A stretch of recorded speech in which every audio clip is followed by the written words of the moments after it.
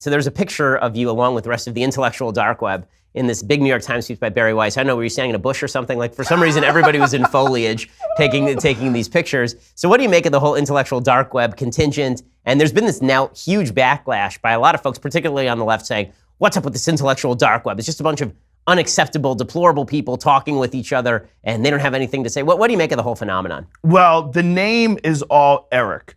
Right, Eric Weinstein, yeah. Yeah, Eric is crazy, and he loves like all the cloak and dagger and all the hidden, just the name of it, intellectual dark web. It's like he concocted that. It was Soros. Yeah. Oh, was it? Is he behind it? But Eric he's brilliant. I love him. Oh yeah. And I love his.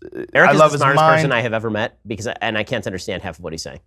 Yeah, he's a very intense guy, but he loves all this stuff. He gets a kick out of it. And I think there's a certain amount of silliness in calling it the intellectual dark web. I mean, you and I are essentially in some sort of a super group. What are we in? We're super friends. We're exactly. Yeah, and what I felt was fascinating was that a lot of people were trying to label us as like deplorable conservatives. And like when they were saying this is a group of renegade conservatives. Well, I'm pretty liberal, like pretty liberal across the board. If you want to talk to me about gay marriage, you want to talk to me about gay rights, women's rights, like drugs. You go down the line.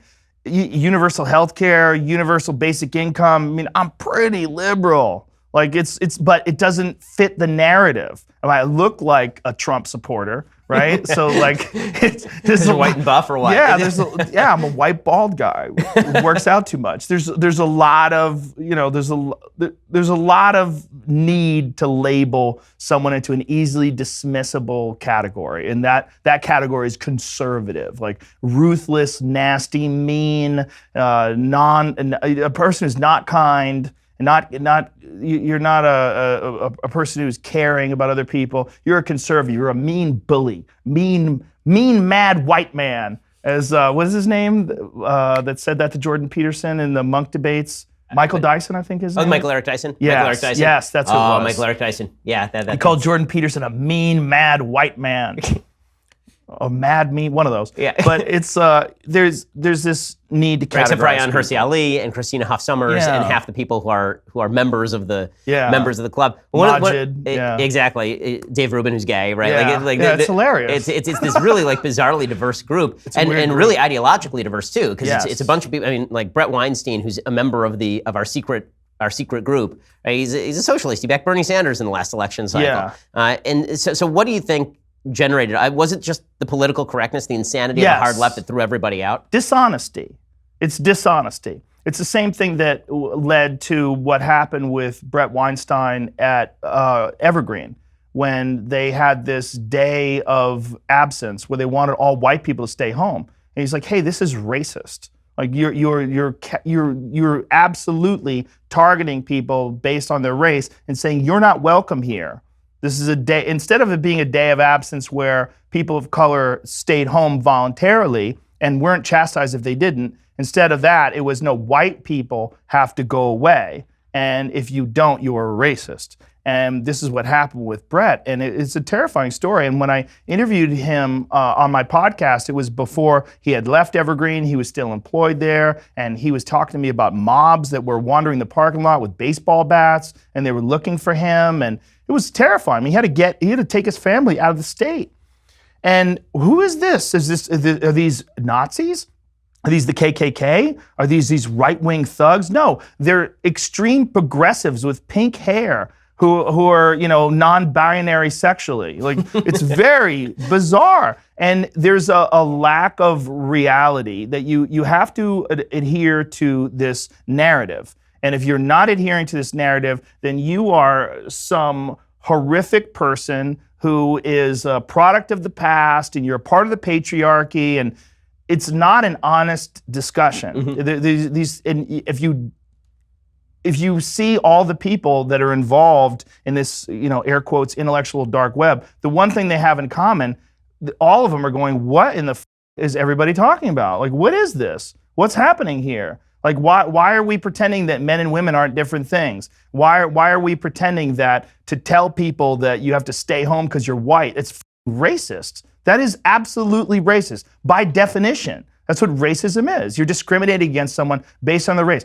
not based on their character or their job position or anything else. You're just white people. Totally agree. I mean, I think that the concepts that seem to have united this group of people, who again are all over the place on everything from religion to free will to politics, is one, we all like data and we're interested in data. So if you present us with data, we're all happy to take a look at it and maybe change our opinions based on the new data that you're presenting to us. Yes, that's very important. And two, that we're willing to have conversations about those data without regard for the political niceties. Yes. And three, that we're all, I think, big into the idea of treating people as individuals. That if you're going to treat me as a member of a group, I'm really not interested in talking to you. And I'm not interested in being labeled as a member of a group either. Yes. So we're a group of people who don't like groups, basically, which is kind of hilarious. But that is exactly what it is, a group of people who don't like groups. But we're also very friendly and kind.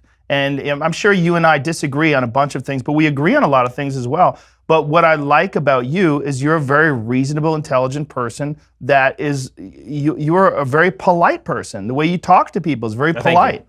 I think that's something that's missing. The little known part of my reputation, me being polite. But you are a polite person. You're a very kind, polite person. And I think that there's something missing with this idea war that people are engaged in, where they want to demonize people that disagree with them. Instead of just sitting down and talking with them and saying, well, why do you think this? Okay, let me try to look at it from your perspective. And this is why I disagree. And have a polite exchange of ideas. Instead, everyone's fighting for their life, as if, whether or not trans people can use the girls' room is going to change the course of history. It's strange. It's strange. Like these battlegrounds, the lines that people are drawing in the sand, and if you're on the other side, you're the enemy, and you need to be shut down and stopped. It's a very weird time. The level of anger is really, really troubling. I mean, and that's something that I do feel like is kind of new. So I've spoken on college campuses for a long time, because I'm 34 now, but I started doing this stuff when I was 17 or 18 years old, and I was speaking on college campuses when I was 20.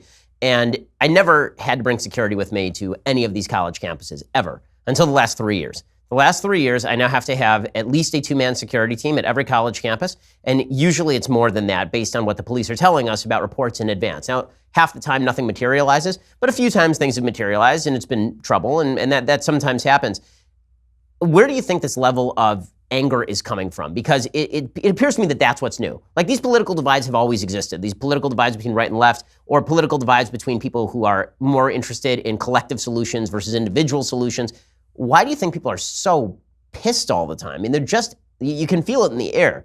Like the eagerness to stomp on somebody's face is really strong. That's why when the Roseanne thing happens, it can't just be like what you're saying, where, okay, she's a mentally ill person, maybe you have to take the show off the air, maybe that's the proper response, but she might actually have a problem here. She certainly does.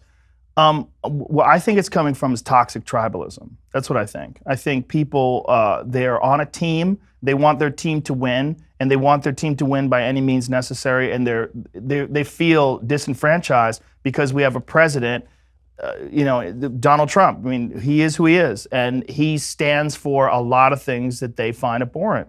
And you have a lot of people now that are calling themselves Antifa, and they're literally by their own actions acting in a fascist manner, and they're calling themselves anti-fascists, and they're putting bandanas on their face, they're hitting people with bike locks, and they're engaged in violence. And the left is using violence as a means to solve these differences that we have in ideas and opinions. They're shutting people down, like Christina Hoff Sommers, just yelling out at her, a woman who's her whole life has been a feminist, her whole life, and she calls herself a factual feminist because she wants women who are empowered and who are intelligent to be held accountable for the actual facts behind what they're saying. And to discuss this, to empower people with reality. And by doing that, she's become an enemy. I mean, it's very strange to watch her get shouted down by other feminists that think that she's the wrong kind of feminist. I mean, it's really bizarre. But the anger and the vitriol and the violence that's attached to it is something that's completely new and was always associated with right-wing thuggish mobs. It was always associated with hate groups like the KKK or something along those lines, neo-Nazis. But you're seeing this level of violence from the left now, these weird, like, university professors and these dorky people that are saying, burn this motherfucker down, and people are cheering in the streets, and white people are the problem, and there's so many people that are tenured professors that are getting away with saying like ridiculous, crazy shit and calling out for violence, and it's completely irresponsible, and it's foolish. I hope you enjoyed that clip from the Ben Shapiro Show Sunday Special. If you did, go ahead and hit the subscribe button so you stay up to date on all of our future content.